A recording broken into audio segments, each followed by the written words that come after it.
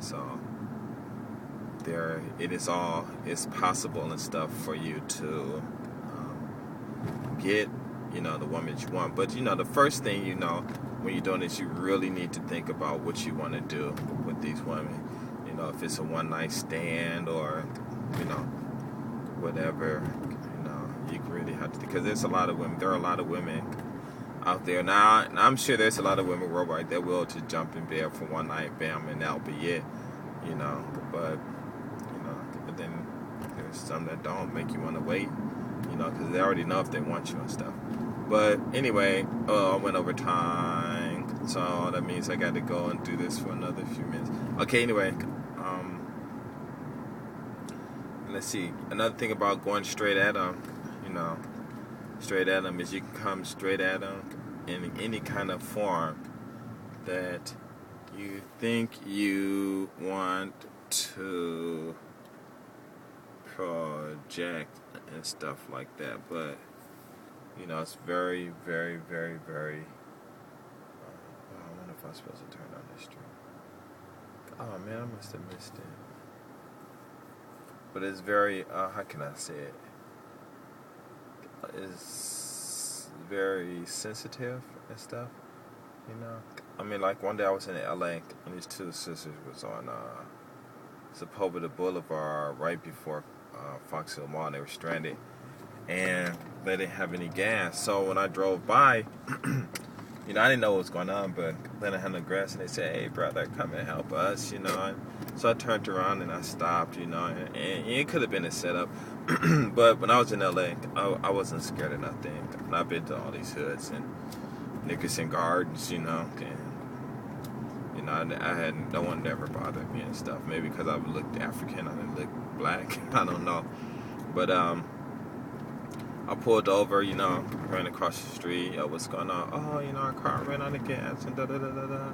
I'm like, okay. So I pushed the car over in the parking lot and we left. We told the people who own the parking lot, said we'd get upset and told them to come back and buy something, They're like, all right, cool, because we tell people things, and you're in distress and stuff, and then you'll pay them and everything, some people, they're cool, And so they got in my car and we went to the, what was it called? The gas station. They put some gas in something, I don't know what it was, and I forgot we used to put them in plastic or something, but the guy said, no, you can't do that, and he wouldn't take our money and stuff. So I said, okay, what do we need? And he said, you need one of these authorized gas things or something, like gas containers. I'm like, all right, fine. But the girl said I didn't have any money and stuff, so I had some money.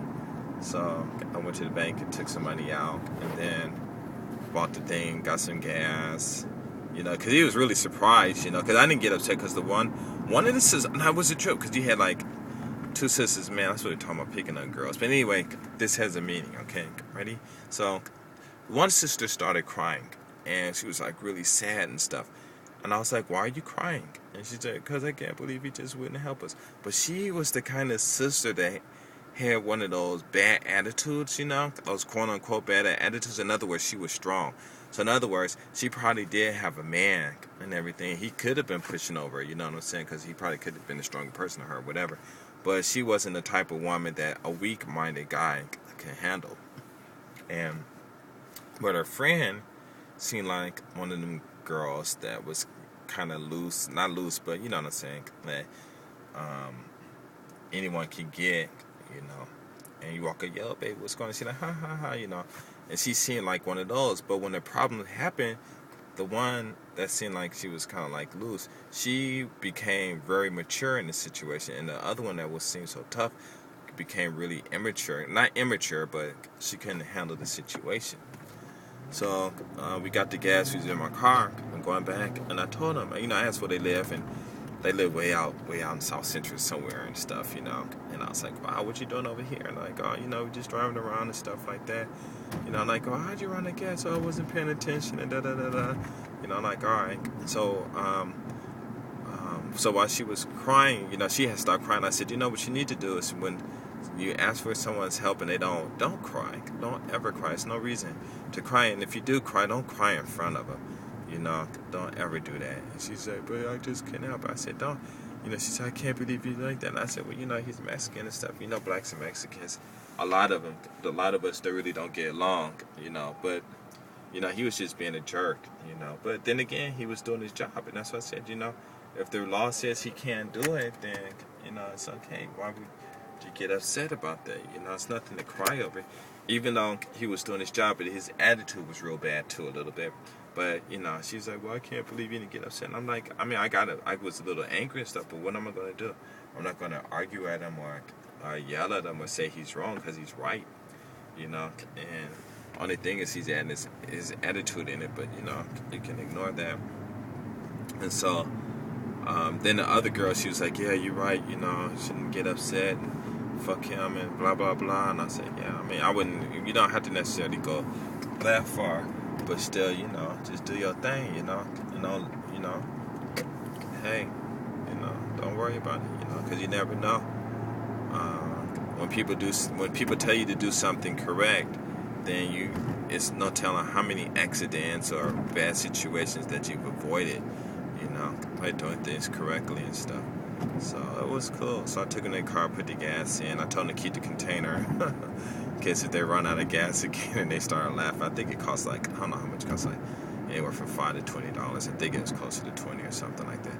But, you know, it was good, you know. And I was thinking to myself, now if I was walking, you know, and I actually thought this at that time, had them girls been in a different situation and I walked over and started talking to them, you know, they would have gave me some action, some play, you know what I'm saying?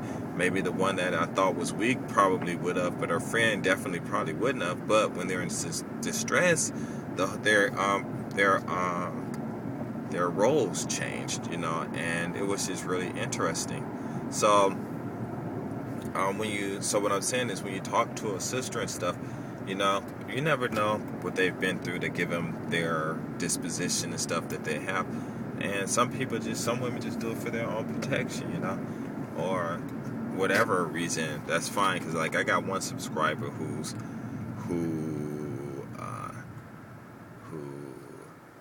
comments on my who posts comments, and she's like, whoa, really strong and really outgoing. I'm like, whoa, you know, you need to really chill out before you fall and snap your neck. You know, you need to, you know what I'm saying, just chill out a little bit, you know, because I'm like, man, because I was thinking to myself, if I was in the States and I had to deal with her, I'm like, oh man, we could be good friends and everything, but definitely no sex, nothing, because, you know, get no strings attached and, you know, and stuff like that. I'm like, wow, really strong. I'm like, phew.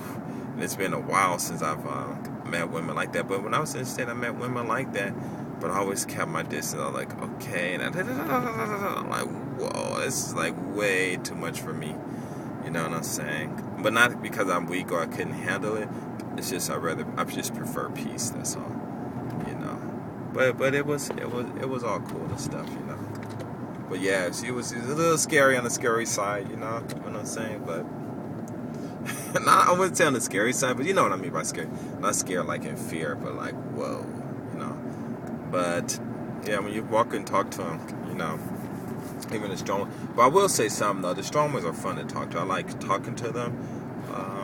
Because if you break them down, like one day, I think I told this on my video, but I was in Hollywood. We went to some club, some auditorium or something. I can't think of where it was at, but it was in Hollywood, and I'm sure none of you know what place it is. But it was back in the 80s, or the 80s or the early 90s, I forgot, when there was this dance where guys would get on the ground and do a dance and pretend like they were screwing and stuff on the ground. I forgot what year that was, but those old school guys, you guys probably can remember. But we went to Hollywood, and there was this one guy from Venice Beach. He was good doing that, you know. He wasn't from Venice, but he'd gone out to the beach. He was really good. And we went to the club, and all the guys were out there doing it. It was a trip.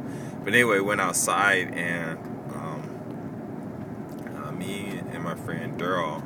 So I guess this must have been in the 90s, I guess. And because I'm sure I had my car with me, but I'm not sure. But anyway, Me and my friend Daryl. Whoa.